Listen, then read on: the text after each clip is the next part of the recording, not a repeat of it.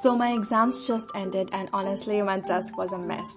Like I had a lot of free time and I wanted to try out new stuff, but I couldn't because I just wasn't feeling like sitting on my desk and doing something because it was so boring and dull. So instead I just decided to do a desk makeover.